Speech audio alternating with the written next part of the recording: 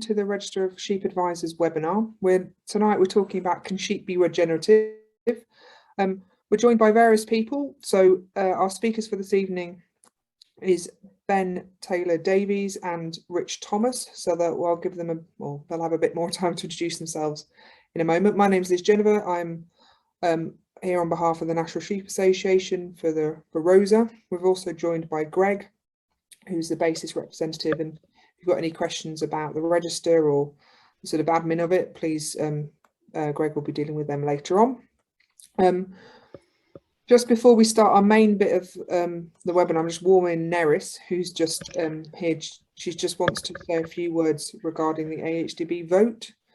Now, so I don't know whether you want to come in now. Yeah, can you hear me all right? Yes. Yeah, okay. Hi, yeah, everybody. Thank you. I just am stealing this opportunity to just take 2 or 3 minutes of your time. I think we've probably got a mixed audience, haven't we, in terms of we've probably got quite a few farmers and quite a few advisors as well. I've got a couple of slides, if that's okay, just because you're right if I just take the screen, Ben? Yeah, of course. Yeah. Are you able to do that, or we're going to get out of this? Yeah, no, I should be. Let's have a look. Oh no, can you unshare it, please, and then I'll have to, and then I can share. Yep. Fab, thank you.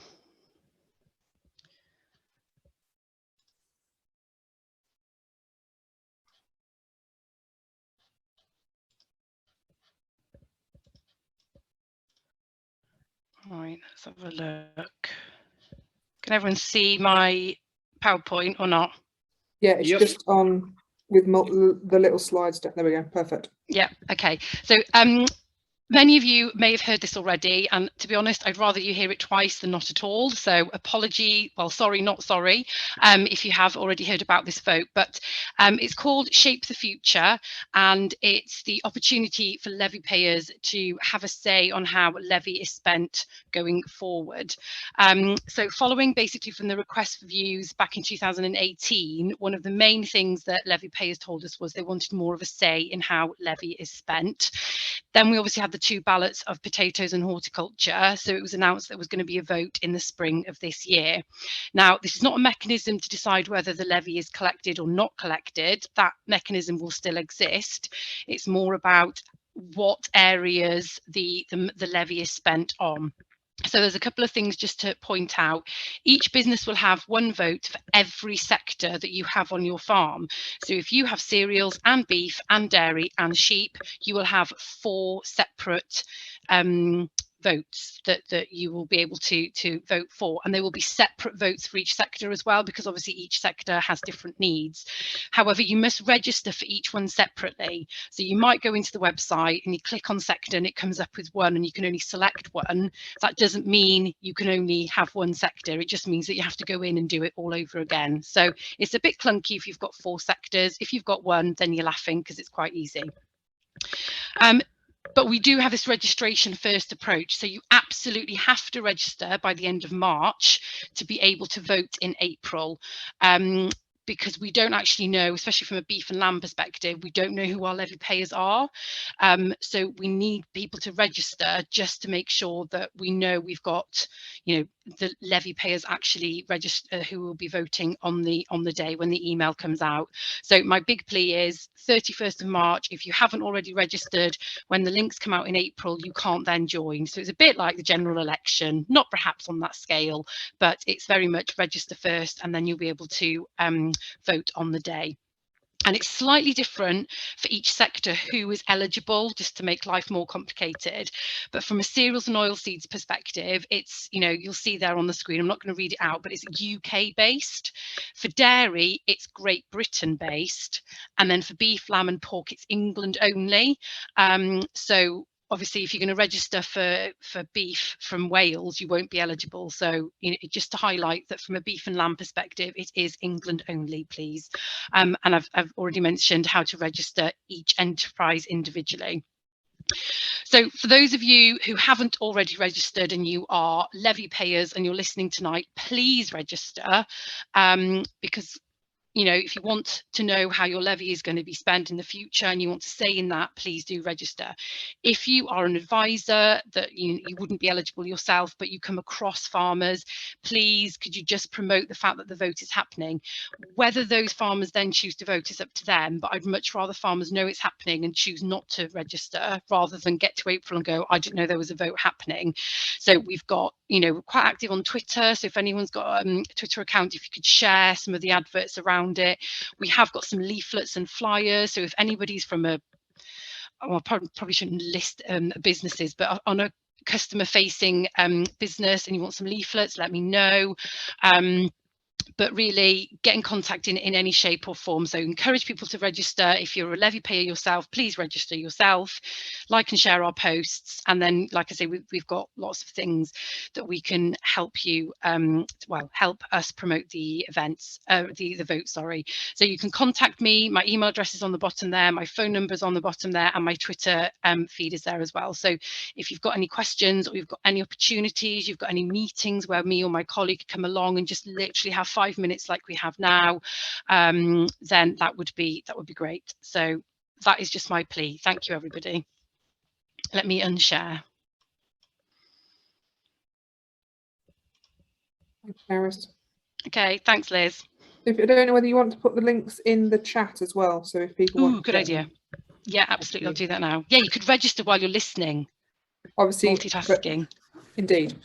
Thank you very much. So yeah, we'll start the session proper. I just thought it was an opportunity for Neris just to inform everybody about that. So the plan for this evening really is to give you a basic introduction to regenerative systems and some of the watch points that we can occasionally identify in regenerative systems, and also to highlight any resources, tools, books, courses, conferences that may be suitable if you want to increase your knowledge on regenerative type systems. So first up, we're going to have Ben talking. Ben, I can see some like a ribbon at the top of your slide. I don't know whether you have to click on the slides to. No, it's probably going to stay there, to be honest, unless I reboot my computer. Okay, let's leave it there. It's fine. Yeah. The other thing is, what I want to do is, for anybody in the chat, I know you're very diligently putting your 200 numbers in, so Greg will be very happy. It would also be interesting just to get a feel for when you hear the phrase regen, what does it mean to you? So if you have a ponder about that and put it in the chat function as we're going through, and that's just helpful in terms of positioning questions and things like that. But as ever, if you've got questions for Ben or Rich as they're talking, or generally, please put them in the Q&A and chat function, and we'll have some time after the end of each presentation and at the end to go through them, with the ambition to be done before 9. So thank you very much. I'll hand over to Ben, and if myself and Rich will stop our videos and we'll come back for questions. Thanks, Ben. No worries. Hi there, everybody. So yeah, I'm Ben Taylor-Davies. I'm a regenerative agriculture advisor across most of the UK, in actual fact across Europe, and venturing into the rest of the world at the moment. I'm remaining rather quite busy, but more importantly, I preach what I practice, in so much as we have a 520-acre farm in RoSA in Herefordshire, where we pretty much do what we possibly can to push the boundaries of regenerative farming. This happens to be the side of one of our grain stores that we had done, trying to explain to the general public possibly how we farmed in the past, in the middle, and what we're alluding to on either side. So I've been asked to talk about sheep, and not a lot, well, because for obvious reasons that's where we are, and but I thought that probably the most important thing for me was just to touch on the 5 principles of regenerative ag. And for those that are very familiar in these, then I apologise for going through them, but we have to start somewhere. So when we talk about regenerative ag, we talk about soil, and we have to limit the disturbance of soil, whether that be mechanical, chemical, or physical disturbance of the soil. At the end of the day, we have to be very careful of how we look after our soil. Some of the more important things is not the limited mechanical. Everybody can go and buy a direct drill and pretend that they're regenerative. the chemical and physical disturbance is far more important. Chemicals especially problematic. Anything with the word ends in "side" is generally not great for our soils and soil health, and the very things that keep our soils living and actually cycling nutrition. The other thing is understanding that our soils need armor at all times, and therefore need covering. You can imagine Mother Nature spends an awful lot of time trying to cover herself with anything that's green. We seem to spend our time removing anything that's green whenever we possibly can. That's an anomaly in nature, and therefore it's rather quite important that we actually start thinking about how we can keep soil armoured. And the reason it needs to be armoured is it protects the soil surface from rain splash and hot sunshine. And believe it or not, even in the UK, we can create an environment that's really not that great for soil microorganisms. Diversity, despite the fact we're talking about sheep, we better just touch on diversity and explain that in both animal and plant species, as much as we possibly can, let's add diversity. Diversity wherever I've introduced it on our farm, and that includes people, that includes business type, that includes cropping, that includes animal enterprises, whatever. Wherever we've increased diversity, we increase profitability, which is rather quite useful. Living roots is something really important because the roots themselves exude amino acids that feed the soil biology. In return, the soil biology actually goes back into the soil, forages for nutrients, and exchanges them with the plant. It's in the microorganisms' best interest. They keep plant living. The plant therefore excludes more amino acids. You can imagine it's sort of a continuous pump. And as those solar panels of the plant produce more sugar, the sugar goes and feeds the organisms. The microorganisms then in turn give the plant more nutrients, and the solar panel gets that much bigger. Rather quite a clever little system. And of course, the integration of animals. Nature does not function without animals. It's rather quite simple. The nutrition, the cycling of biology, the cycling of nutrients. If you want a healthy functioning ecosystem, you need animals, and that's rather quite useful considering I'm talking to people that either work with or work for sheep. I thought I'd do a little quick Google on the word golden hoof, because people still talk about the golden hoof and the ability of sheep or animals to improve the texture and fertility of land by grazing and trampling it. The use of pasturage as a means of improving land for cultivation. So why does most of the land look like this when we use cover crops that probably ignore 4, if not 5, of the principles of regenerative agriculture, and for obvious reasons start to see a degradation in soil, in the environment, and all kinds of problems. I hasten to add this is actually our farm taken in 2012 before we made the plunge and changed things, because photographs like that were starting to rather upset me. But there's also mismanagement of pasture. Here's a typical field. I think most people have identified that as grass, totally and utterly overgrazed. Problems with the sheep themselves eating the hedges, as you can see in the background, trying to balance a diet. There's no natural diversity in the grass on there when it's grazed to that level. So in actual fact, for a sheep or an animal to balance its own health, they end up going and foraging and feeding in the hedgerows to actually try and balance a diet. And that generally is either calcium or sulfur they're looking for within a hedgerow. This is a typical picture, I guess. I asked the question to most people, are you a moron? In other words, are we actually running faster and faster and faster, but actually standing still, whether that be in profitability or animal health?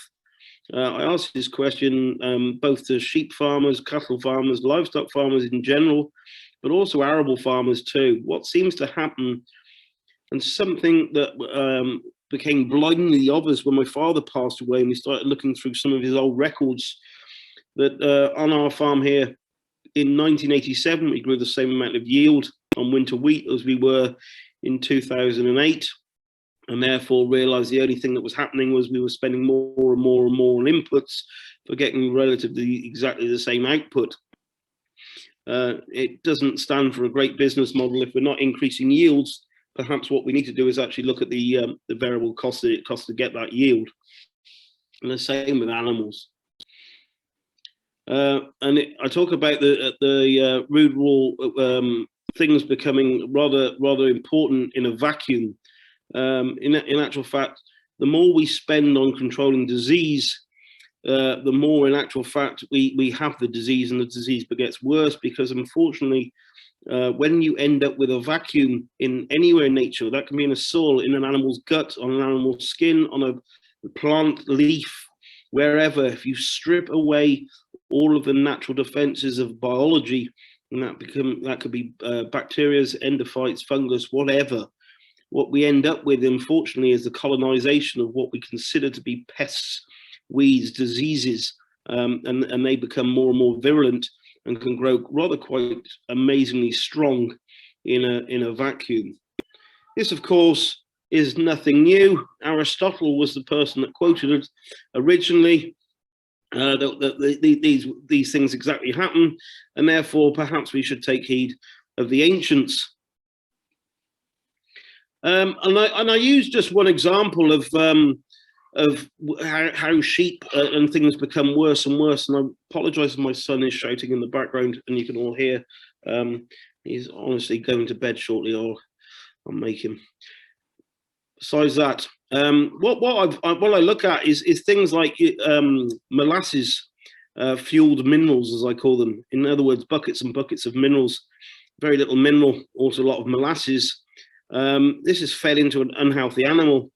Funny enough, the molasses sweats out through the animal's skin, and that gets very, very attractive to flies. You have fly strike on the animal itself. We end up spraying an insecticide on the coat of the sheep itself. Interesting enough, if you look at things like click, it becomes rather quite problematic in terms of its environmental profile. What happens is, of course, that click, or there are plenty of others, Crovec, whatever, seeps into the skin and actually ends up in the manure of the animal. The manure of the animal comes outside, and funny enough, the first thing it does is kill all the dung beetles, get rid of the manure. And that's rather quite a problem. So the manure stays around, and funny enough, the only thing that's then attracted to the manure, or can actually live in that manure, are the very flies that we tried to kill in the first place. They end up laying their eggs, and therefore maggots, producing more flies, and the whole cycle starts over and over again. So in actual fact, we can end up with problems by using the same over and over again. And of course, because of this manure is laced in insecticide, it becomes a problem. Not only does it kill, for obvious reasons, dung beetles, it kills an awful lot of other things, much smaller within the soil. I'm often labelled with this picture of when I go on clients' farms. And this was just a very useful example, and I thought I'd take a photograph given the chance. And it's what a lot of people say to me when they look at sheep born to die. You know, they get their head stuck, they do this, they do that, they do the other, and become rather quite rather stupid, apparently. I've observed sheep for quite a while, and I certainly don't think sheep are born to die. More to the point, I actually think sheep is one of the cleverer animals. And this, of course, if you look round it, was being fed absolutely nothing, of no diversity either. And therefore, in actual fact, I think it's quite an intelligent sheep that it actually found a way of trying to actually feed itself. And what I consider more important is using diverse herbal leaves to provide a naturally balanced diet and natural wormers. We move stock regularly so to prevent the mouse coming into contact with the soil, so therefore trying to break the worm cycle. And we use regular worm counts as well. We have our own microscope where we count for worms. I use it for my compost analysis too. Personally, I think sheep are born to live. This is one of our free choice mineral bars. I use this free choice mineral bar, and it's been a total and utter revelation for us. in so much as we used to get terrible foot rot problems. And whilst me and my wife had our sheep stood in baths of copper for a whole day, by the time we got through the whole flock, it was starting to get rather time consuming. We had other things to do and the children were rather quite bored. Did some reading, and more reading, Mr. Turner especially, and started realizing that copper, whilst considered poisonous to sheep, in which it can be if you actually covered it in molasses or covered it in something where they couldn't tell what it is, if you allowed them to actually browse, copper was quite an important element in sheep. And since we built this this contraption 2 years ago now, we have had 0 cases of foot rot. The animals, interesting enough, as we move this around the farm, hit on different minerals, and also hit on different minerals at the different times of their pregnancy as well. So right now, we've got selenium deficiency and some iodine deficiency on the farm, and the seaweed is something that's getting eaten up quite heavily as the ewes are getting more and more in lamb. The balanced diet of diversity. This is the kind of herbal lays we're growing up for our sheep. And funny enough, we don't graze it that tight, and that's quite an important thing. But you can see how much do they get when they get let in, but they soon get moved on. We actually have a flerd, and whilst this is probably not quite so important to you guys, that concentrating on sheep, we mix our cattle, sheep, alpacas, goats, and pigs all in one grid mob. We mob graze. It was really interesting this year to see all the swallows, swifts, and house martins darting above them as they were eating in the flerd. Our flerd gets moved as a mob every single day. They spend 24 hours during the spring and summer in 1 acre of ground, which supports 30 cattle now and 200 sheep on 1 acre per day. And because they trample most and graze a bit and defecate and move, it's rather quite incredible the speed in which the herbal lay recovers. And by the time we've been around for 26 days on 26 other acres, this is back up to the height of the cattle's bellies. Correct grazing of cover crops for soil health and capturing nutrients. Left-hand side, funnily enough, is the day I take sheep off my cover crops. That on the right-hand side is where we move the sheep onto. We leave plenty of living root, we leave plenty of soil armour, we leave plenty of green material that's fairly undisturbed. I work on the principle that that is useful for both the sheep that are getting a good graze of their first bite fodder, and it's really good for my soil. There's a win-win in all of this. The value of cover crop, it's not all about turnips. This is one of the cover crops we grow, absolutely dense, huge amount of biomass. And people keep telling me that, that they're not that brilliant for sheep, not that great for food. And in actual fact, to buy a cover crop at £30 a hectare is rather quite expensive. Well, when we send our cover crop off for analysis, we get them back like this. That cover crop on its own had sequestered 270 kilos of nitrogen. And at today's prices, that's £508 a hectare. It's probably the best investment you'll ever make in terms of cover and the value it is, not only to my animals that are going on and grazing it, but of course to the following crop, which happens to be on that wheat. Talk about the regenerative breed of the future. Ex-Lanas for me look rather quite interesting, very, very easy care. I guess I call them super easy care for everything they've got. And it's something we're looking seriously into swapping a lot of our animals in, or all of them, shall I say, and becoming even less hands-on than we already are. And we're not that hands-on as it is. I think they look fantastic. They're self-shedders. They've got high worm resistance. They've got great feet and easy lambing and more of a commercial option. So it looks good to us. A lot of people ask me about proof of soil building using animals. We grow potatoes as well, and that can be quite problematic in terms of soil health. We work with quite a lot of universities, and one of them sent me this only 2 weeks ago, which I think I'd share with you.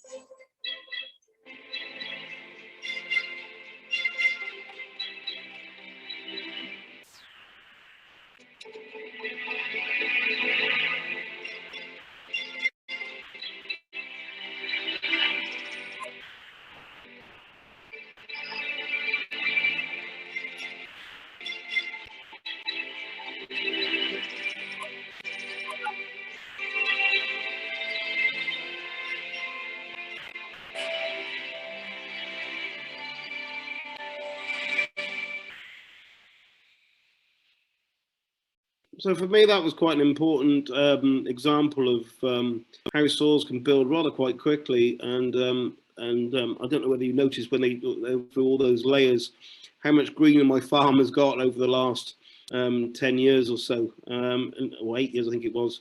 And that's something important to us. We drive for greenness across the farm. I think that's it. I don't know how long I've been because I've got no clock or nothing. It's probably far too quick or something. But that said, perfect. Thank you. There's a few questions as well, actually. If we can just go through them from what you've just shown. So one of them being a very quick one. The free choice mineral bar. What was in the blue tank? Question water. Yes. Okay, that was a simple one. In terms of, and then another one just regarding the free choice mineral, in terms of where are you getting the minerals from? Yeah. Or that was, yeah, so a question on where do you get at the moment, it's a toss-up between Amazon, eBay, and a couple of food stores. So things like sulfur, copper sulfate, and that sort of thing is Amazon or eBay. You can get dolomitic limestone. You can get obviously seaweed, food grade seaweed or animal grade seaweed, and some of the others, calcium limestone, from Wednesday or any guys that are selling the minerals. I'm trying to encourage a couple, shall I say, of the feed merchants to start stocking or even building those things so that you could go and get one off the shelf. And stock it yourself and start actually selling free choice minerals. For me, it was an absolute revelation. Our animal health is transformed just by allowing them to pick up what they need. And I mean, the copper, we buy 10 kilos a year probably. Not a lot gets eaten, but it's that tiny amount has made all the difference. In terms of this, you need to be quite careful, don't you? Well, the Food Standards Agency have been slightly concerned about free choice mineral bars because of the risk of toxic levels building up. But in terms of what you had accessible to them, so sulfur was there, wasn't it? And the copper sulfate. Everything else was not. Yeah. But for me, the animal health and all that, I've got to be careful what I say, is there's no evidence to suggest that animals will go and do it. It's a bit like saying buckwheat is poisonous to sheep. It totally is. If you lock them in a field of buckwheat and give them nothing other than their hooves to eat, they will eat buckwheat and probably poison themselves. If you put some buckwheat in a cover crop at low levels, they will avoid the buckwheat like the plague because they've got other things to eat. And it's exactly the same. They will not go out of their way to kill themselves. And this is something that I would argue with anybody about, that the animals are, and the intelligence of these animals. We've unfortunately lost our ability to connect with food. We're about the only animal left that doesn't eat our food fresh. None of us eat it off a tree or off the ground or at the point of harvest. So every other animal eats it absolutely whilst living. In terms of has certain mechanisms to prevent poisoning, and also back to that point of, if you look at the poisonous crops to sheep, brassicas is on that list. Yeah, but we use them quite successfully. Yeah. Just on that, really linked into that. So what the cover crop you showed in terms of what was in that mix? So that was so we plant Phacelia and linseed with all of ours because we know sheep won't eat it. Therefore, they trample it. Therefore, they protect the soil. We know that's in there. It also had that one in particular had millet. It had mustard. It had fodder radish. It had kale. It had berseem clover, buckwheat. Would it be easier if I put it in the chat? Possibly. I think that's probably everything it had. 2, 4, 6, 8, about 10. Yeah, that'd be about right. 10 wee mix. 8, sorry, you said 8. Yeah, okay. Yeah. And then another one in terms of just on your herbal lays. So how do you establish them, and how long can you make them last without losing some of those species? Okay. That's a really interesting question that I had today. The only reason you lose species of a herbal lay is because of poor management of grazing. If you overgraze them, naturally the sheep or cattle or anything that you leave there will pick out the very things that they enjoy. But more to the point, the growing point of grass, of course, is at the base of the stem of grass. The growing point of most of the things you add, herbs and the legumes, are at the tip. Therefore, if you keep removing the growing point of plants, you actually start losing them altogether. We've got a herbal lay that's going on. Or I look after a chap. He's even longer than me. He's got one 8 years, and it looks as good today as it does the day he planted it, by mob grazing and just allowing the herbs to succeed. If you, it's the overgrazing is the problem. So they last as long as you graze it well. Just in terms of establishment. So what? Do you in terms of establishment, okay. So it depends what you're establishing it into. If you're establishing it into permanent pasture, for instance, you have to break the symbiotic relationship between grass and a new seed. There was an awful lot of money made and spent, shall I say, seeding in grass and clover with a more uni drill all for the 80s. Little of it grew, and that's because the symbiotic relationship between grass and soil was so strong. You put a foreign body in, and funny enough, it gets either eaten or destroyed, or certainly not allowed to germinate. In nature, of course, animals' hooves do this for us, and regenerate the soil to allow new seeds to establish. Every time I've tried to do an experiment with animals' hooves, the weather goes bone dry and their hooves do absolutely nothing, which means I've got to try and emulate animal hooves. And believe it or not, the tool of choice is a power harrow, or as they call it in Australia, rejuvenator, and it's probably slightly kinder in the phrase a rejuvenator rather than a power harrow.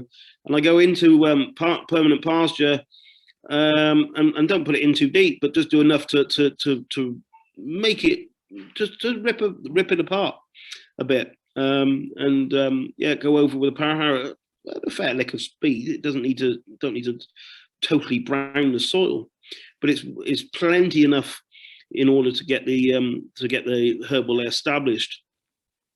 I did a glyphosate trial, if you're interested, last 2 years ago.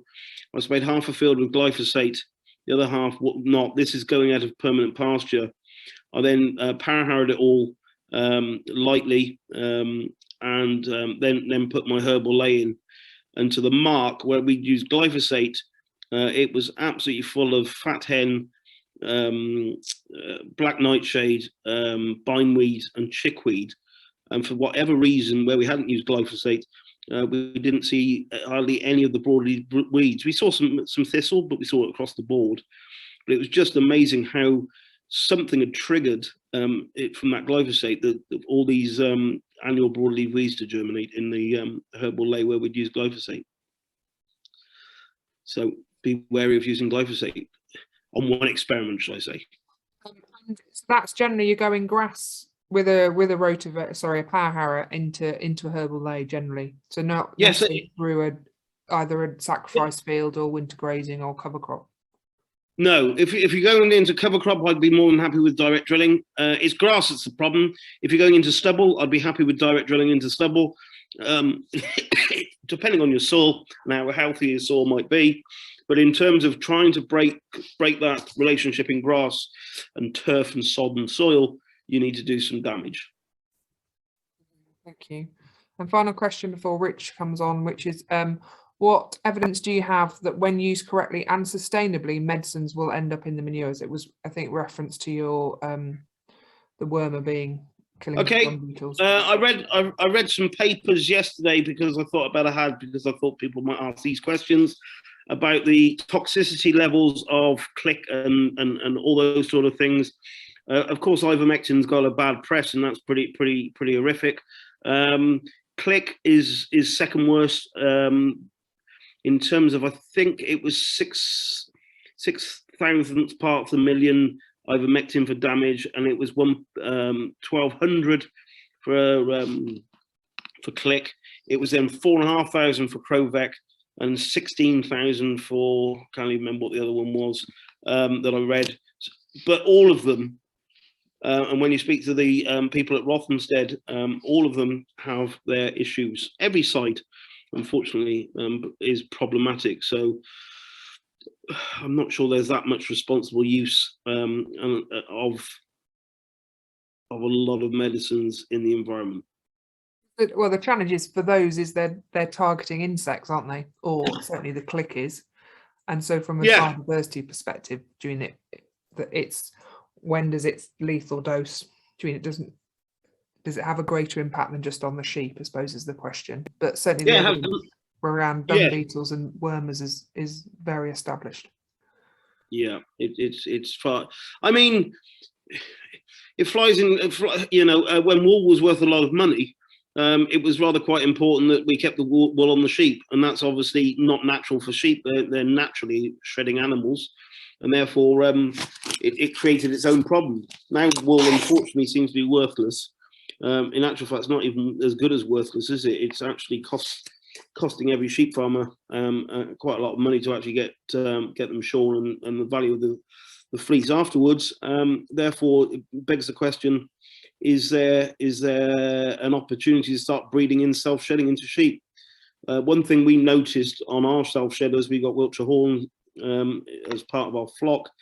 We were expecting wool to be littered all over the farm.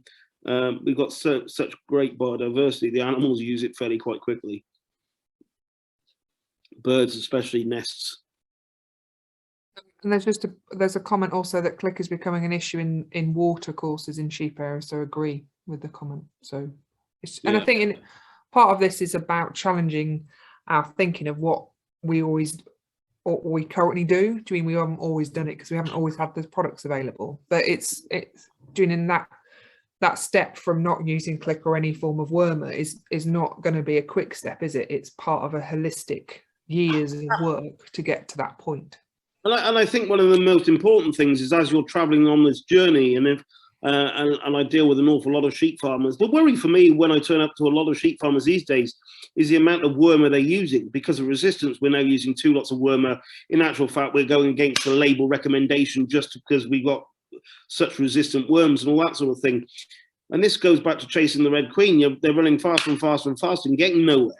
So in actual fact, how do we do the opposite? How do we turn the whole thing on its head?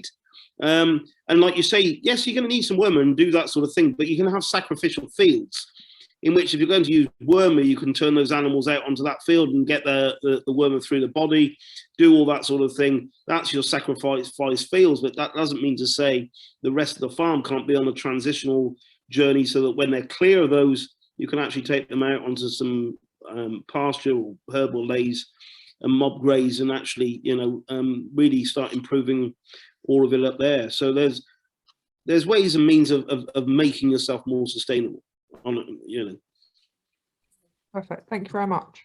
So that's we're going to move on to Rich now. So if Rich would like to join or switch his video on.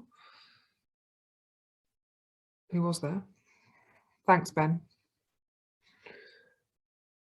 Excellent, Rich. Here we go. Here we go. So if you want to just give yourself a brief, I'll disappear, but if you want to give yourself a brief intro, and then you've got about 20 minutes, if that's okay. Okay. I might do the 20 minutes. We'll see how we go. Shall I do my presentation? Yeah, okay. How do we do that now? Slideshow. Right. He says, hang on a minute. Oh, select a window that you want to share. That'll be that one. Share. Okay, is that working? Yes. Super. Thanks, Rich. No problem. Now, oh, right. How do you make it? Try the down button. Okay, sorry, on the mouse. There we go. Oh, all right. Okay, so I can stop sweating and stop panicking now. Right, good evening, everybody. It's really nice when you get set up by somebody who knows as much as Ben does. So it's a setup as in a good way, obviously. So Ben set the scene about regenerative, and I'm going to talk you through a little bit about what we've done here. And we're very much on a journey, loads to learn. I don't say I've got it right by any stretch yet, but I think I can confidently say we're heading in the right direction. So here we go. I'll try not to read the slides if I can help it. We farm in just outside a town called Leominster, Farmers Wisbury Court. The farm is 250 acres in a ring fence, and we rent a further 50 acres, as you can see there. I know we've heard about the shed. I'll come back to that in a bit, but our nucleus of our flock is Aberfield Romney, and now we're putting Romney back on those ewes, and the ewe lambs I've got running around now are the first of our sort of self-replacing plan. We've shut the door, and I'll come back to that in a minute. We've got cattle, as you can see, pedigree Herefords, that's Dad's Passion, and I've actually swapped so on the 20 acres of arable, we're slightly more temporary grass than permanent pasture now, because we dropped a little bit of arable and put a bit of red clover instead of whole crop. So that's that. And just as Rainfall, I'm not obsessed with Rainfall, but I do find it interesting. We haven't had the rain that many people have had, and it's fallen up in Wales, and the rivers are running, and the Wye is full and the Lug is full, but we are generally a dry farm just because it's a feature of our sort of topography. But anyway, there you go. So that's one of the decisions that's driving this management, because if it rains every day or every other day, then you can farm differently than you can if you're in a dry place. So we're going to focus on the three things: the sun and the rain, our natural fertility, and our soil. That's I think, for me, if you're farming regeneratively, we need to move towards a place where we're not spending money, or we're spending as little money as we can. And apologies if the slides are mixed up, but I think if we only have to look at the AHDB data, most of the industry data suggests that the majority of beef and sheep farmers don't make money without subsidies. So I think, and everything else can be forgotten if we can't get the economics right. And I think the way to get the economics right is not spending any money. And there will be farms this year who have had a high land price, but then they've got a high replacement price because yearlings are flying in the markets. If you're buying food, buying concentrates in, wheat is high, rape is high for protein, soya is high. We all know the problems with around the world with transport and everything else. So if you want to be economic, the only thing I can see is to reduce your costs. I can't see any other way forward than that. For me, regenerative it's all kind of definitions, but one of them would be farming with nature, which is agroecology.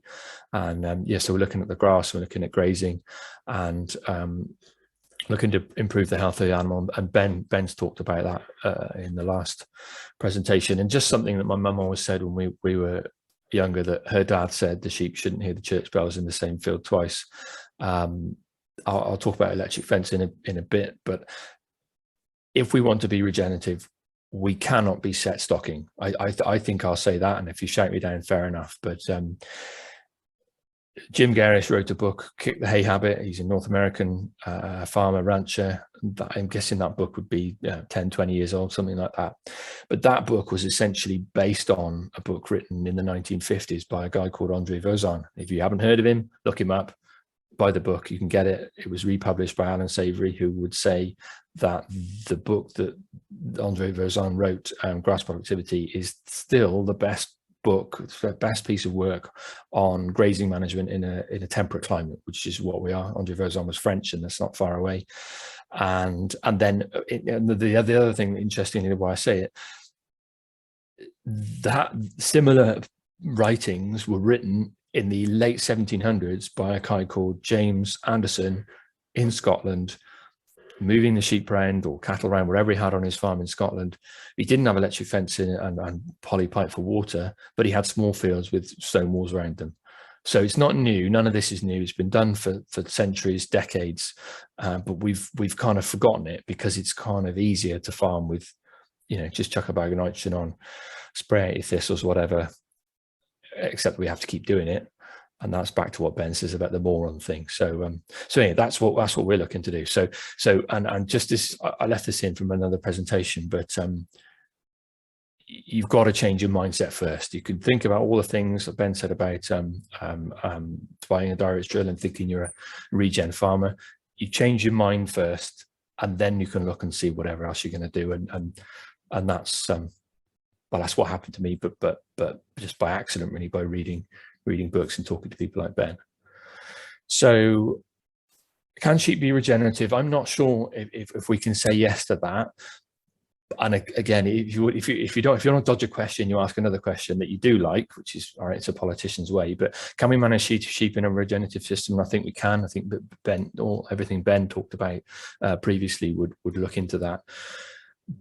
But I think ultimately, if we want our farms to succeed economically post subsidy, we need less or no inputs. And I was talking to, gosh, have I been 10 minutes already? Maybe. Okay. Talking to a new entrant farmer only a few months ago. We were shearing, actually it was back last summer, and he's just taken on a farm. I don't know what his rent is, but I'm sure it won't be cheap, and it's all grass.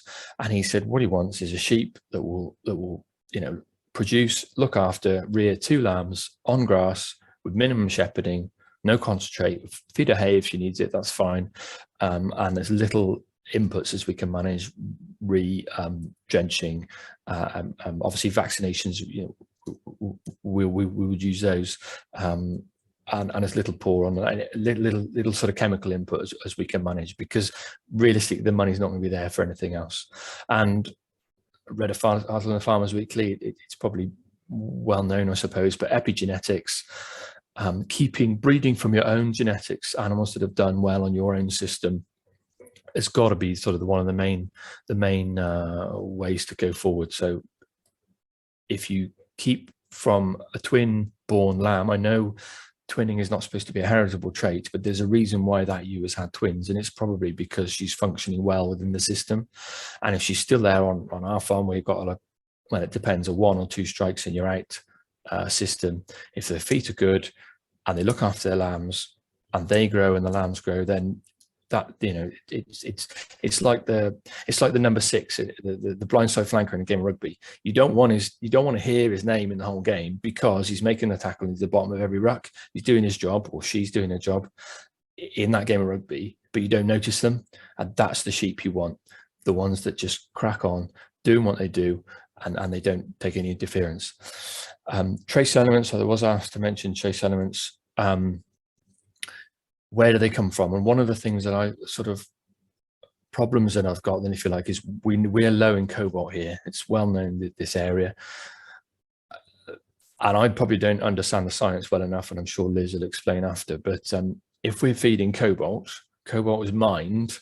One of the places it's mined is the DRC, and it's massively ecologically damaging, probably including slave labor or child labor or whatever. We literally can't go on saying, yeah, we're great sheep farmers. Oh, but by the way, we're importing cobalt from Africa and we're drenching it to our sheep because they need it. We can't do that. So we need to introduce browse, and Ben talked about browse, a sheep self-medicating on hedgerows and things like that. Willow is high in cobalt and selenium, I think. I'm not sure about alder, but I think poplar, so black poplar, those sort of trees. So if we can, and of course the herbal lays, those more diversity of plants within the sward will perform the same function. So we need to get away from buying stuff to give to our sheep. We need to improve our own system in order that they can get what they need from what we've got naturally, because it's the only way it's going to work going forward. Drenches have already been mentioned. I think we know the issues with those, and prawns as well. Yes, we've got bromneys. Yes, we shear twice a year or 3 times in 2 years, sort of every 8 months, because I hate shearing ewes with lambs on. I can talk about that if you want me to, but it's just massively stressful, and I don't think it's any good for the stock. So we try and make sure we shear when there's no lambs kicking around. So yeah, I'm not fully bought into the X-Lana idea, but I get why you would want to do it, and that's fair. I think we can select for natural worm resistance within whatever breed you've got. If you can get your breed on your farm, take out the bottom 20% and the rest will do better, which is what we've done actually this last year. We probably went up to about 400 ewes, not quite 370, 380 a few years ago. We brought it back down. Last year I took out the bottom 50%, bottom 50 ewes or so, and treated 3 for lameness in the last, since weaning, since last summer. And we've had the best ever scan. So you keep lifting the average and the flock get better. Natural solutions, as I say, we're reducing stocking numbers, and some people might say it's rubbish, but I think I've seen the sort of self-medication, zoo, farm, Kukunozi, working in our stock, be it sheep or cattle. Stocking the farm to manage without inputs, well, we've talked about that, and economics has got to be the main thing. So just a few other little things. This is what I use to manage. It's AgriWeb, and I've got the farm mapped in, and you can do it on Google for free. The farm's mapped into hectare paddocks, so you can drag and drop your stock wherever field they are, whatever long, keep moving them around, and then you've got a track on what's been where, trying to introduce that rest period, which is key when you're trying to manage grassland. I just left this one in as well. If we can control the things we can control, then we are definitely going to be in a better place. Managing energy within our system is just so important. The top photo is a permanent pasture field, but the bottom 2 are the same field. And I think that recovery is great. We're doing the same thing again this winter. And I'm not leaving them in the field on the left for a week or 2 weeks to make it muddy. They will be there for 1, 2, 3, 4 days, and until they've trodden it up a little bit. As you can see, if you actually, a photo might show you what it shows you, but if you were to come here and look, you would see that essentially that grass is just brown from mud, and the feet have only gone in half an inch or so. And here we are, 2 months later. So rest and recovery, animal impact, rest and recovery is it's our main tool, and it is so powerful. Grass grows grass. You guys will know that we can graze different amounts of grass at different times of year, but we need to look after our solar panel because that's what drives the system. Cattle and herbal lays, probably not quite relevant. Sheep and cattle on the field on the left, and then grazing higher covers, as Ben said, keep the sheep from eating low down on the soil, and you'll keep them away from the gastrointestinal worm larvae and eggs and that sort of thing, which will only help to improve their health. Again, a similar photo. Field on the left is a herbal lay. On the right, I think is a slightly longer. It's a temporary grass field, but it's sort of 4, 5, 6 years old. So we're just trying to improve our field from using more rest. Just while I'm on it, because I can see it. Somebody might ask me why I've got long tails. I don't like docking lambs. I don't like castrating them either, really, especially not at birth, because I think it's too invasive. Pain is getting to be an issue. There's been articles written, British Vet Society or Association, people are starting to talk about it. And I think if we're going to be farming animals in the red meat sector regeneratively, we've got to start dealing with these things and public perception and that sort of thing. So I've started to see sores on lambs' tails and the places where their balls were when we were giving them the first jab at sort of a month. That's no good. It's a way for infection to go in, and we won't do it anymore. So we dropped that, and I don't see a problem. If the lambs are mucky, they're going to get grubs, whether they've got a short tail or long tail. If we improve the health of the animal, they're not going to get mucky and they're not going to get grubs. Bale grazing the cattle. Okay, I'll skip that one. Some books there, which you can see and we can ask you about if you like. And Ben's got actually a much better list of books than that if you want a good list of resources. So there you go. Hopefully that was okay, Liz. What do I do? Pause sharing, you can come back in. Yeah, please. Oh, good. Thank you. There you go. Sorry, hopefully that wasn't too long or too quick. Hopefully. No, this is my question, not anybody else's question, which is, with your undocking your tails, are you breeding for tail length? Are you noticing a variation in tail length? I've only done it 2 years now, and this is our first year keeping replacement ewe lambs. So I'd like to do that, but we'd be a long way ahead, long way behind the Kiwis that have been doing it for a while. So it's on the list, but I don't quite know how long it'll take us to get there. But I don't, like I say, it's not a problem if the lamb's mucky. If they're not mucky, what does it matter if their tail's long or not? It doesn't matter. It's irrelevant, in my opinion. And quick question on grazing high covers: is lamb performance compromised? I don't think so. Again, as Ben said about, when he's taken his sheep off the cover crop, I think I'm correct in saying this because I've been told that I am correct in saying this, that if you allow the animal to eat the leaf, it doesn't really matter if that leaf is a foot high off the ground, 8 inches high, or 4 inches high off the ground, that leaf will still have the high level of energy or high level of protein or whatever that plant is at that particular time. It doesn't matter. It's only when they're eating the stalk. So there's some friends down the road here who are dairy farmers, and they've done grass sampling for, I can't remember who, but a company for a long time, and they're managing their cows holistically, so grazing taller covers and just letting them browse graze, if you like, and move on, and they've never had a drop in performance analysis of their grass, because they literally, Claire, she'll kneel down and watch the cow eating, take off the leaves and send those leaves off.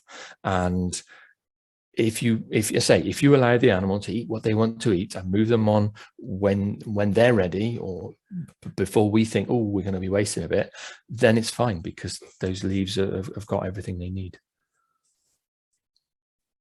And I suppose then you would bring your cattle in, would it, to help tidy up some of those pastures, or what would you do? Yeah. I mean, I'm not sure I could square the circle if it was sheep only. I don't know about that. But you've always got a mower, and we will need hay in the winter because of our climate. So we could go around once or twice and then reset with a mower. You can top if you like, but I think that's probably largely recreational. But yeah, we bring the cows in behind, and the cows will eat it down tighter. The podcast you and Nick, or the video you did with Jaime Elizondo, is I think that's one of the best resources. I've watched it a few times. So yeah, the cattle, or you can manage that springtime, wean your lambs, and then the ewes can come back round, and they can help you with that when they're dry and drying off if you want to. But I think you've got to have that rest period in between. I don't think it's fair on the animals to be that sort of leader follower, reset thing. I don't think it works in this regenerative system. I think it's also elements of the animals are there to do a job, aren't they, for something wider than just. I'm not saying that animal performance is not important and welfare is not important, but it's a slightly different approach to how they fit into more of an ecosystem, rather than the primary aim being that. Yeah. And it might be that the best thing is to have less animals with lower inputs or no inputs, which will make you more profit, or have the same amount of animals and maybe sell all your lambs as store the day they're weaned, perhaps. Or, and James Daniel, one of the first things he said when one of our first meetings, you pick a date in the diary when your grass growth drops off, because we all kind of roughly know that. And you need to make sure on that day you have a plan for all the animals that you don't want to keep around the winter, that they're out, because if we use performance as the driver, I know performance is related to economics, but it needs to be economics that's the driver first. We can all have the best lambs, we can have the best ewes, the fittest ewes, we can top the market, but we might not make any money, and it's pointless. And quite a lot of this is about reducing inputs, isn't it? So that's part of where I think so. As Nick says, which is it's about writing fewer checks. That's how the money is. Yeah, and that and all right, we're a few stages away maybe, but is it not the high country, that project in New Zealand where they were selecting their ewes or their lambs, I think maybe their ewes on fat cover, so they could survive the Southland winters, and they actually accidentally bred a lamb with a high omega-3. I think it was higher than fish or something, but it was a high omega-3, and suddenly they've got a really valuable product there that's actually really, really healthy. So although, you know, we're trying to use economics, but if we have a healthy soil, we have a healthy sward, we have a healthy animal, actually the product we're producing is better. And once we get our house in order, maybe as an industry or as a, you know, parts of the industry, we will have a better product to sell that might even command a higher price, because I think that lamb is being exported into Japan and probably other parts of the world because it is so good. Thanks, Rich. If Ben would like to come in, there's just a general question, or a couple of general questions, and then we'll wait for Ben to join. But in terms of always typing a question, typing answer. So someone's asked, what most of what obviously the systems represented here have both been lowland type systems. But what do you think there's any difference in the uplands with hill breeds? Do you think there is any fundamental? I don't know whether Ben you were typing, but I don't know whether you want to share your thoughts. Yeah, I was just starting to reply to that actually. For me, the uplands has or should have historically far more diversity. For me, an awful lot of grazing animals were actually using the uplands way before they decided to bring them down to the lowlands because we could grow more grass. On the assumption that we feed them grass because that's what they were eating up on the uplands. Of course, the uplands were covered in heathers and in every kind of type of browsing and alternatives to grass. So therefore, the uplands for me are probably the unique, or should be the unique biodiversity of the best herbal lay you can have. The problem is, of course, is if you just turn the sheep out there, extensively graze it and just let them roam all over the place for ever and a day, they unfortunately pick the very best bits and leave some fairly tusky grass behind. So for me, mob grazing of the uplands, where, let's be honest, they used to be followed around by shepherds continuously and moved on, was a form of mob grazing. So for me, in actual fact, it's as relevant to the uplands, if not more so, than the lowlands. Any thoughts, Rich, on that? Yeah, I'd agree. It's difficult because if you put your hand up and criticize the management of animals in upland areas, it can be lining yourself up against the wall to be shot. But if those soils are not infiltrating water correctly and they're not diverse, so when you can, you know, chuck an exclusion cage out or fence an area off, and we you know, we don't need to give us a year or two, we can soon find out what's supposed to be there. If that's not happening everywhere, then something isn't right. And like Ben said, that I'm sure a lot of areas, and this farm would be the same, don't get me wrong, this farm's overgrazed, which is why we're having to do what we're doing to get to where we want to get to. I think that we need to, and you know, in a lot of parts of New Zealand, it was so we can't manage uplands like that because we can't fence there. Well, look at the uplands of New Zealand. We can talk about their grazing system, and I know perhaps that might not be exactly regenerative in a lot of cases, but moving animals around more and controlling where they are, like Ben just said, is something that I think needs to be. Well, I think it needs to happen across the board, really. Otherwise, we're just going to get the whole lot covered with trees, because that's what government policy will demand, unless we can demonstrate we're doing better. I think what's interesting, side point, what was it, the figure I heard the other day, which in the recent storms, we've lost 8 million trees. So I'm not saying I'm not against trees at all, but as you say, it can't be just the solution, can it? Doing grasslands and well-managed grasslands needs to be part of it. They are, the trees aren't, well, all the evidence I've read, or the stuff I've read, or you might be conditioned to reading the things you want to read, etc., is that there's more carbon, and although carbon's a little bit of a red herring, but more carbon stored in grasslands than in the world's forests. But it's a cycle, it's the fossil fuels. But there we go, that's another story. There's also a question about flerding. So Ben mentioned it, and Rich, you've mentioned you've got cattle and sheep. Do you do flerding on your farm, Rich, or do you do them separately? Separately. I'm not brave enough to put them all together, really, and Dad might just have a fit, so we haven't done it yet. And Ben, what do you think are the advantages of that over?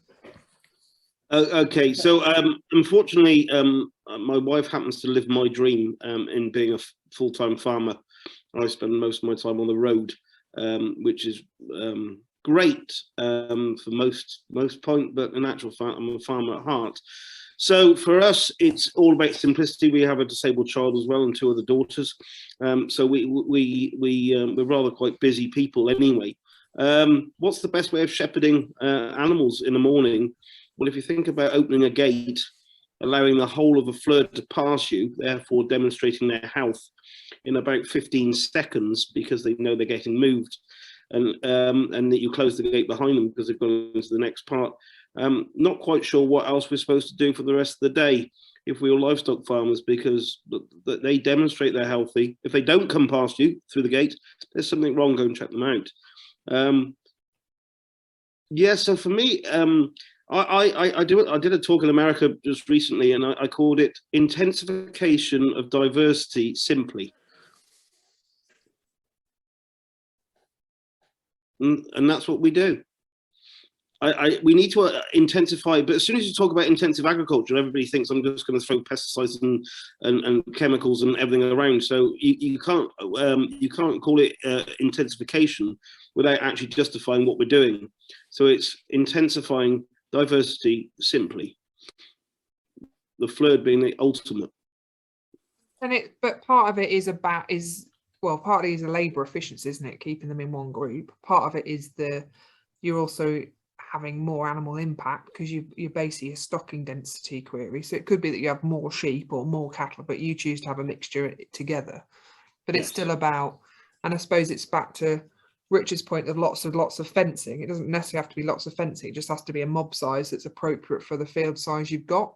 So I suppose that's part of it as well, isn't it? In terms of and we're still learning. So like I said, we've got 26 acre, 1 acre blocks. And last year we didn't have enough animals on it, so we bred some more this year, or kept some more, should I say, and see where the happy happy. We've got to be careful as an advisor and being on the road that I don't get labelled a hobby farmer, which is why we've got 30 cows and roughly 200 sheep and 40 goats and all that. So at least it's a proper demonstration. What we didn't want to be labelled of is one man and his cow with 2 sheep and that sort of thing. So we're trying to do it in a we're not trying at all. We're doing it in a very commercial sense, and our books. We intend to start publishing our books so that people can scrutinize them and look exactly what we're doing and how we're doing it and profitability. Because I think there's an awful lot of skepticism in everything that you do, and therefore I think that's the next stage for us is actually just saying, right, throw your books open and say, if anybody wants to have a look at them, this is what we're doing and how much better it is. Also, we a lot of systems don't talk about finances. We talk about it from it makes us feel good, and we're promoting the health of animals, but it's rarely that we discuss finances. But we don't do that in traditional farming systems either. So we have to also be it's the next part of it, isn't it, in terms of demonstrating the financial sustainability of some of these systems too. So from my point of view, first and foremost, we're in this for profit. It just so happens that the more profitable my business becomes, it happens to be more environmentally friendly and more sustainable. They're the side effects of profitability, not the opposite way around, in so much as I'm compromising profitability because of what I'm doing. That is rather quite important. Okay. Interesting. Well, yeah, as them as a side effect. Do you mean normally it's the other way around, isn't it? Which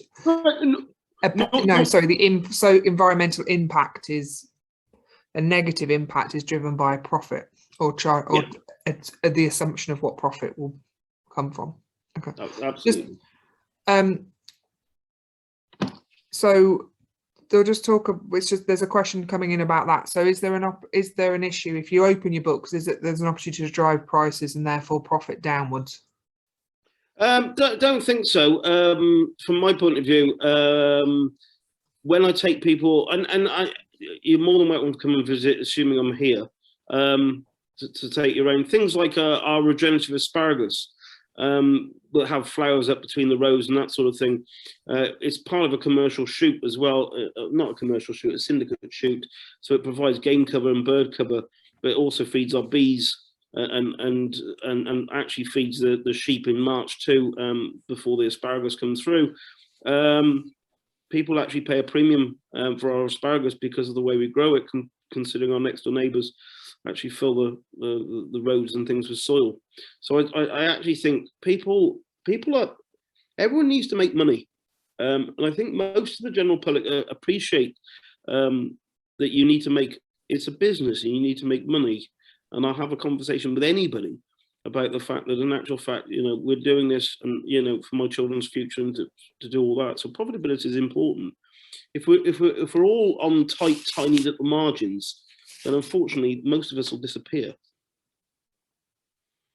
Yeah, and there's a whole different debate in terms of accessibility of some of these products, but it is doing it in terms of where most of that sort of market is about people who are able to make different choices about what and how they buy food.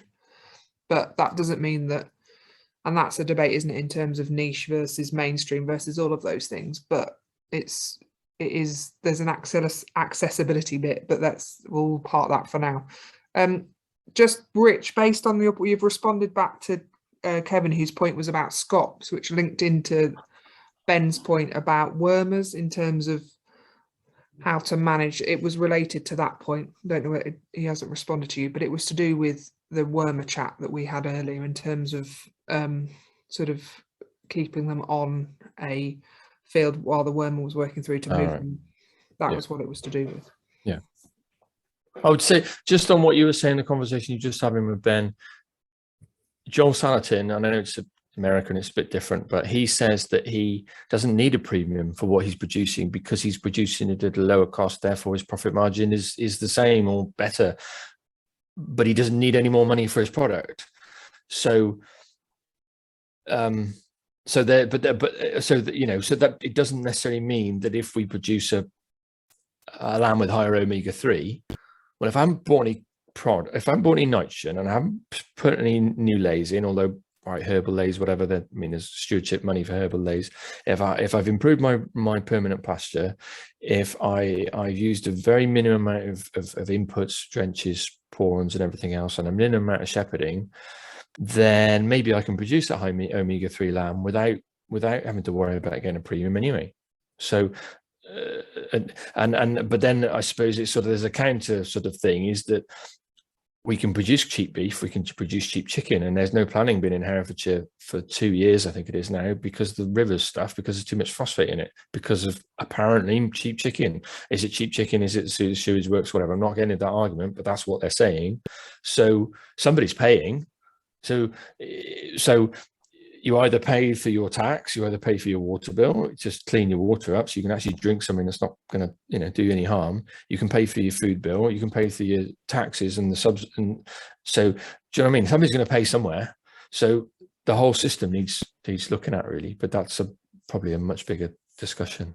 Yeah, and I think it's also that we shouldn't be ashamed of making profit off systems that we completely believe in. Yeah. We're trying to screw ourselves back down, aren't we? My point about accessibility is not saying it's a bad thing. I think there is, but I don't think farmers necessarily need to be footing the bill. So do you mean the green prescription, or do you mean food as part of medicine, and all of that stuff is more and more intriguing in terms of actually how farmers can engage with that, rather than assume we have to just go back to we have to compete with a commodity, when actually we're offering other benefits. And the assumption that, sorry, Ben. That's right. The assumption that we have to carry on as we are, it won't stand up, because look at the climate, not the environment climate that you're operating in, but the climate within which our industry is operating. They're already talking about banning urea or nitrogen. they're already talking about carbon as a big problem, so there will be a tax on that. They're already talking about emissions of ammonia, nitrous oxide, all those kind of emissions because of air quality. They're already talking about water quality. I think in the southeast there was something about how much it costs to clean a litre of water because of the nitrates in the water. So, and obviously they're more concentrated, more people down there. But it's not a question of if this stuff happens. It will happen. It's just when it's going to come in. And also obviously the support payments or subsidy is going to go in a few years' time. So I can't see another way forward. I just can't. It's not a question of if, it's when we need to make when we're going to have to make the change, because we will have to. Whether, Ben, you want to add to that? No, I totally 100% agree. If there was a regenerative premium for meat, veg, and everything else, I wouldn't join. I'm sick and tired of form filling as it is. It would just be another box ticking exercise. Did you plant a cover crop? And there'd be always people that be jumping into it that aren't doing what they're doing. I just do it because it's right, and I can compete more than happily in an open market. So for me, in actual fact, it suits me down to the ground. It's all the box ticking. I can't be doing. It's another reason why, I look at organic and then think, I just don't want to. I just don't need to certify myself. I suppose that is the query, isn't it? In terms of that, the certification is providing labelling and all of that at a mainstream competitive one. But what proportion of your product would you sell direct? All the veg and animal products we sell direct from our farm shop.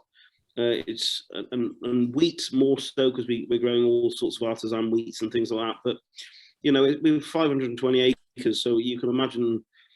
We grow potatoes as well, and we grow them regeneratively, and we haven't got time to talk about those because we're talking about sheep.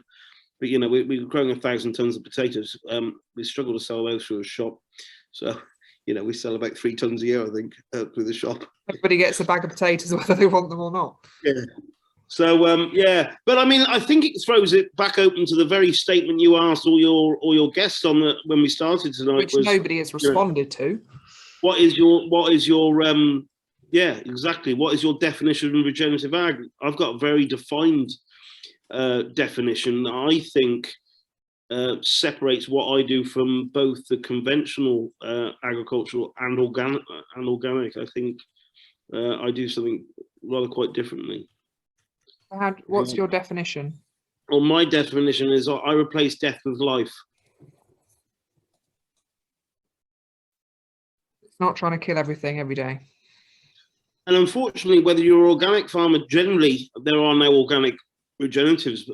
But yeah, even the organic guys, if you think about the fact they use pyrethroids, if you think the fact they use lots of tillage for their weed control, they use copper and sulfurs and all these sort of things to kill fungus.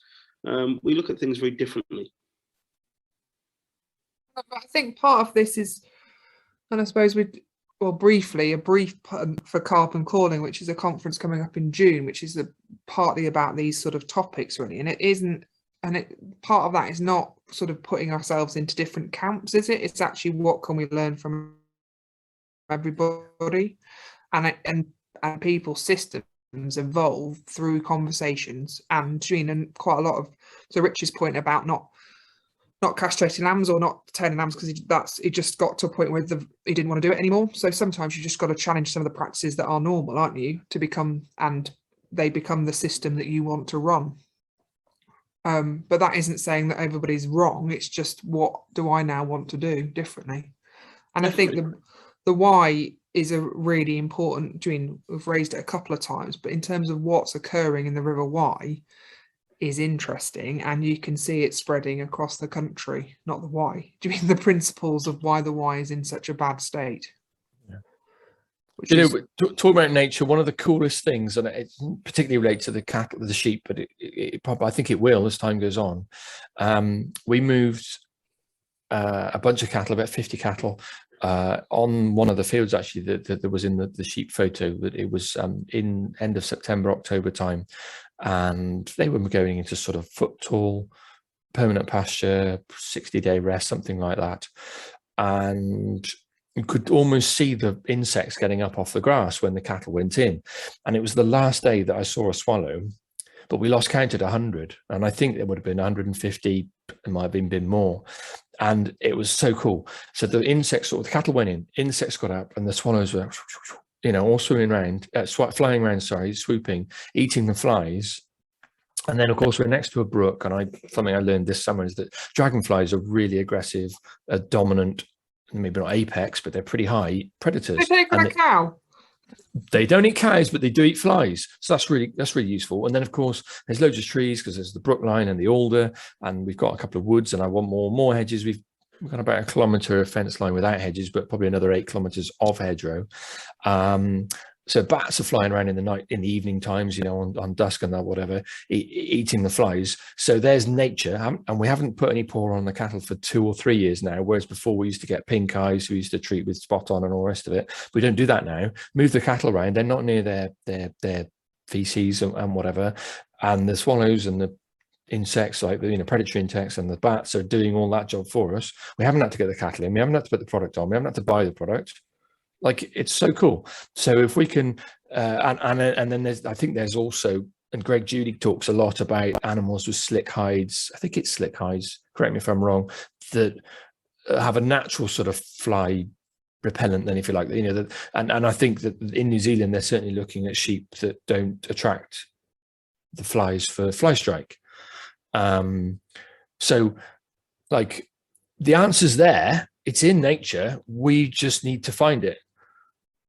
And maybe instead of, you know, oh, I know I drench the sheep every 3 weeks. Well, no, we shouldn't do that. We should check their feces. We should do a egg count, and we should work out whether we need to do it or not. And if we do need to do it, we use the least dangerous product, the best one that we can work with our advisor to use it. So maybe with the fly treatment, maybe we don't do them on the day they need doing. Maybe we monitor them for a week. And if there's any that get fly struck, we obviously treat them, but we obviously, I know there's an ethical thing there somewhere, but do you see what I mean? Then we mark those, and we don't breed from that sheep goes, and then everything else that's maybe just coped a little bit longer. And if we multiply that up over a few generations, we might end up with a sheep that doesn't need it at all. And that's what they're doing in New Zealand. But obviously you can't do that if you're treating them for flies every 6 weeks of the summer. So I don't know how you do it that's ethical, because you obviously don't want an animal killed by fly strike, but do you see what I mean? And it's a bit like what they're doing with tailing, is so they sort of measure the tail length and then potentially tail it depending on the system. So, and what they're doing with fleece is basically scoring, it's about openness of fleece. So it's to do with basically how well it creates a little microclimate of humidity within the fleece. Mm-hmm. And so it's a score that you can do on a live animal. But you can still treat them to try and protect welfare concerns. So it's not just waiting for one to get it and see who doesn't. We can also look at some sort of scoring system at some point of that sheep year to reduce risk on certain animals. I just wonder, I'm not questioning Kevin because he's a far more informed guy than I, but the high, I can't remember the name of the project in New Zealand, but I'm pretty sure the guy in charge of that would disagree with you there, Kevin. But anyway, I don't know enough. It isn't as high as fish, definitely. Okay, well, maybe I got carried away there. It's borderline being able to claim it as a health benefit, so it is higher. But whether it can, but they can't. I don't think it's to the point of being consistent enough to claim it as a health benefit. Okay, beg your pardon. Sorry. That's all right.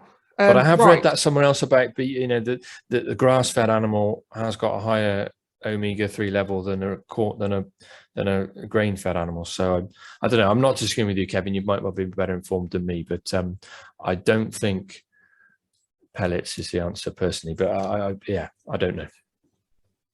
There's an element of shelf life with it as well. That's the challenge. Sometimes if you as you change the balance, you change how well it keeps. Right. Okay. we digress again. Anyway, any final questions, or that's for the participants. In terms of Rich or Ben, any final points that you feel you haven't had the opportunity to make before we close for this evening? Me come up with a quote? Oh. Oh, anything you wanted to say that you haven't said or haven't had the opportunity to? Go to Ben's farm, go to somebody else's farm, read some books, listen to some podcasts. Come to Carbon Calling. Come to Carbon Calling, Groundswell, there's a guy on Instagram, Ed Horton, and hundreds of other people across the country doing it. Like, I'm just playing at it, and like Ben has, I think he said about it, it's been going on for a long time. Go on Ben's reading list, and it's Albert Howard and Robert Elliott and who's the other guy, Ben? It's those guys 100 years ago. Absolutely. Well, anything from 100 years ago, but even going back to Darwin, read Darwin's work on the worm. If you ever want to have your mind blown and actually realise that Darwin did amazing study on clovers, on diversities of species in herbal leys, of the works he did with worms, all of a sudden the origin of species isn't such an amazing piece of work when you consider he's done some amazing pieces of work for farmers too. That for me was a revelation when I realized what else he'd written for me. So yeah, it's and you shouldn't beat yourself up, Rich. I've been to your farm a few times. It's an amazing place. Looking forward to he's doing some cracking stuff, bale grazing, that I'm dead jealous about because I haven't got the time to do bale grazing myself. I love to see it, and I think everybody's in awe of everybody else's farm, and that's a fantastic place to be in. Rather than be jealous, and rather than say I don't want to do him, and have you seen what he's doing over the hedge? It's actually in this. I don't know what it is about regenerative farmers. It's a very open, come and look, come and enjoy, and it's not this jealous. Oh well, he's doing this, and I don't think he should be. It's more to do with, oh crikey, if you've seen that he's doing, that's such a great idea. I'm gonna get back and do that myself, and it does change the whole enthusiasm because you drive each other. It's I think for me, there's some fantastic people. I see what they're doing and I bring it back to my own farm, and then I say, I've done what you're doing, but I've just tweaked it this way, and they're like, wow, that's brilliant. And yeah, I just think it's one of those things that I think is a great community. Agreed. And it's back to that. It's almost like there is no barriers, is there? There's things to try and things to learn and people to talk to. So it's certainly not reductionist. Right. Thank you, everybody. Everyone's saying it's very interesting. So thanks again. As if you haven't had chance, and if you are a RoSA member, and put your 200 number in the chat, and we'll make sure that is how we record the points, that you get your points back into your system. But massive thanks to Rich and Ben for the presentations. Thanks again, and for sharing your experiences really and chatting through your thoughts. That's very good. Anything from Greg as a final point? But from me, thank you very much. Thanks everybody for your questions. No, nothing for me. It's been kind of, yeah, just like you said, Liz, thanks to Rich and Ben. It's been fantastic to listen in. The recording of this webinar, we'll put it onto the kind of basis YouTube channel. There's like a RoSA playlist on there, so we'll make sure that goes on. Probably, yeah, it'll be on by the end of the week, I'd have thought. So if you've missed anything, or you know anyone who thinks might be interested in listening in and you want to send them a link, then just go onto the RoSA website and you'll be able to find the link from there. Perfect. Thanks everybody. Thanks for joining. Speak to you all soon.